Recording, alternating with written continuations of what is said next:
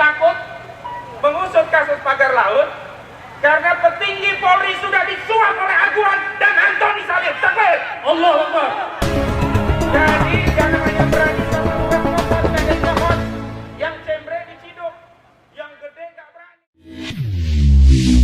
Kami mengatakan setiap masa itu harus ada orang yang menyampaikan kebenaran, dan insya Allah kita ini adalah orang sebagian yang menyampaikan kebenaran itu. Saudara-saudaraku sekalian, saya ingin memberikan update yang terbaru. Kita sudah mengetahui bersama Lurah Kohot dan sekdesnya telah ditangkap oleh Kepolisian Republik Indonesia walaupun terasa sangat lamban. Mari kita dengarkan update lebih banyak lagi kepada seorang jawara yang senantiasa melakukan pengawalan hukum kepada masyarakat Banten. Tidak lain dan tidak bukan rekan kami yang kami cintai dan kita harapkan panjang umur, Ahmad Fauzinuddin. Baik, bismillahirrahmanirrahim. Lalu diawali dengan takbir. Takbir! Takbir! Takbir! Bismillahirrahmanirrahim. Assalamualaikum warahmatullahi wabarakatuh. Saya ingin dudukkan perkara PIK 2, kasus pagar laut, sertifikat laut, dan perampasan tanah rakyat Banten oleh oligarki properti perampas tanah rakyat. Saya sebut Aguan dan Antoni Salim. Itu sebenarnya ada beberapa pelanggaran hukum yang dilakukan. Pertama, pelanggaran hukum perdata. Dalam aspek perdata, kami sudah melakukan gugatan perbuatan melawan hukum terhadap Antoni Salim, Aguan, bahkan termasuk Jokowi dan Erlangga Hartarto, Surtawijaya, Mas Kota, ke Pengadilan Negeri Jakarta Pusat. Apa perbuatan melawan hukumnya? Banyak, ada 8 poin perbuatan melawan hukum yang kami gugat di Pengadilan Negeri Jakarta Pusat. Yang kedua, aspek ketatausahaan-negaraan. Ini sebenarnya tugas dari Presiden Prabowo Subianto. Semestinya Presiden selaku badan atau pejabat tata usaha negara tertinggi yang membawai badan atau pejabat TUN yang ada di bawahnya harus segera mengambil keputusan. Yang pertama, mencabut status PSN PIK 2 karena bermasalah sekali. Yang kedua, segera melakukan moratorium penghentian proyek PSN PIK 2 baik di wilayah PSN-nya maupun di luar wilayah PSN yang nyaru menggunakan dalih PSN untuk merampas tanah rakyat dengan dalih ini proyek negara. Padahal ini bukan proyek negara, tapi proyeknya Aguan, proyeknya Antoni Salim. Yang ketiga adalah aspek pidana. Aspek pidana ini ada beberapa.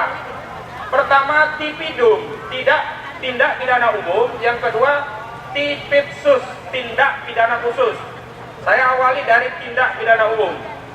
Hari ini Lurah Kohot, Arsim, sekdesnya, juga 2 orang yang menerima kuasa itu sudah ditetapkan tersangka dan ditahan oleh Bareskrim Mabes Polri dalam perkara tindak pidana umumnya.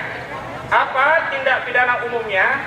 Jadi kasus pemalsuan dokumen atau memasukkan keterangan palsu dalam akta otentik sebagaimana diatur dalam pasal 263, 266 junto pasal 55 dan 56 KUHP.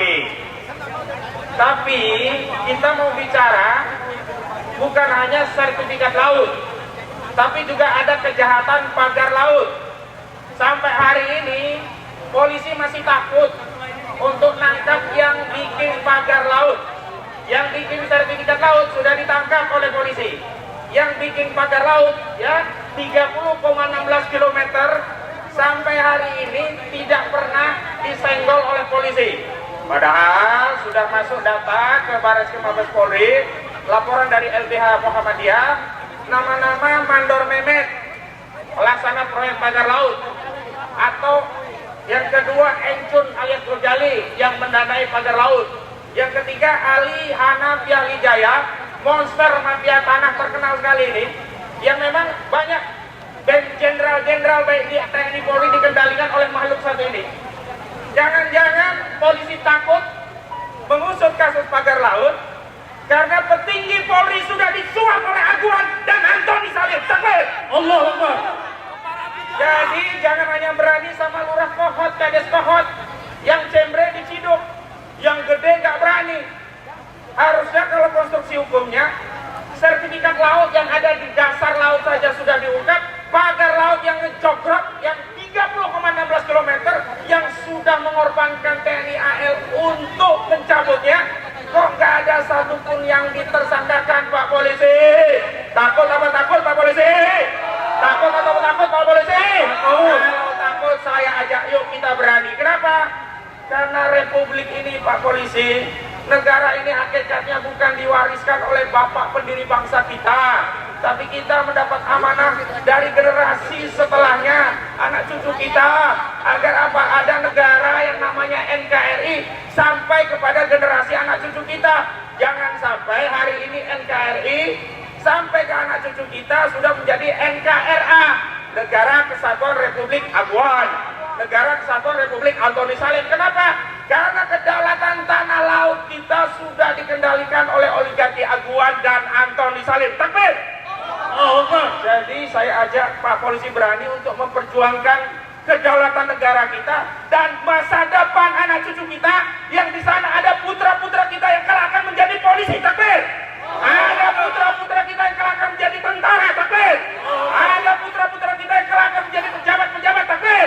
Dan ada generasi selanjutnya rakyat republik ini yang akan makan dari bumi Indonesia yang hari ini dirampas oleh Aguan dan Antoni Salim. Takbir! Selanjutnya, karena ini di depan KPK, sebenarnya ada dua tindak pidana khusus.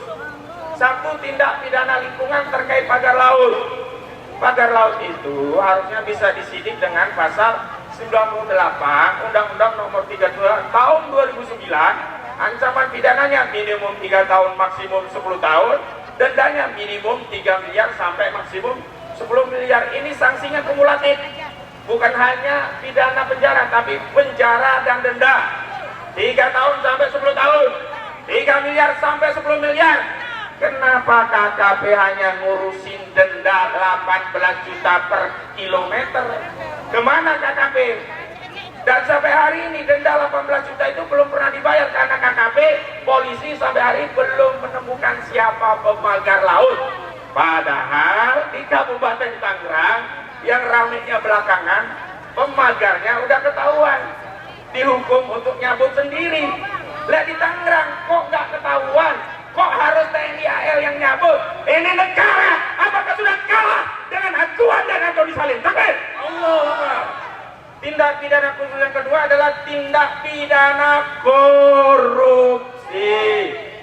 Mohon maaf, jaksa udah nyerah. Jaksa Agung menyatakan mundur melawan korupsi Aguan dan Antoni Salim, termasuk Aguan dan Airlangga, termasuk Jokowi dalam kasus pagar laut. Kenapa?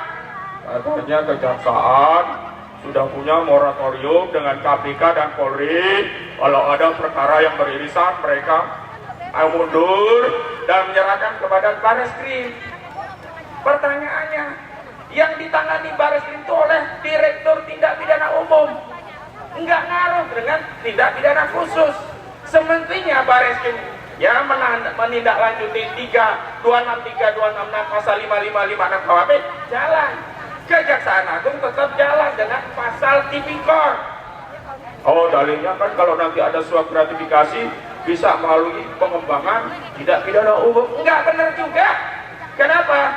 Karena dugaan pidananya bukan pasal 12B Undang-Undang Tipikor 3199, tapi ada dugaan tindak pidana penyalahgunaan wewenang atau perbuatan melawan hukum yang merugikan keuangan negara, menguntungkan diri sendiri, orang lain, atau korporasinya Aguan dan Antoni Salim. Takbir! Jadi ada pasal 2, pasal 3 yang dilanggar. Kerugiannya di mana? Laut itu milik kita yang kelola negara. Mau diambil Aguan dan Antoni Salim, ini rugi atau untung? Rugi atau rugi?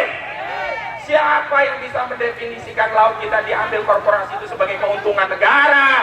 Gampang, tinggal diaudit. Oh, udah ya. Dikit lagi. Yang kedua,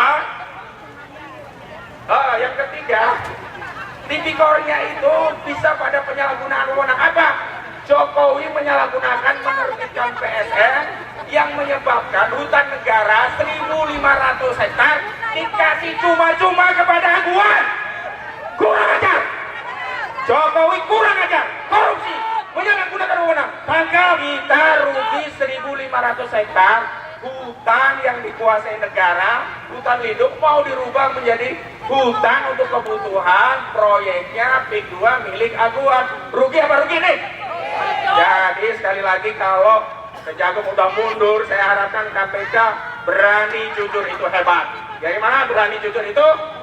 Atau kalau KPK juga tidak menyentuh kasus Aguan dan Antoni Salim, maka KPK sama juga dengan Kejagung.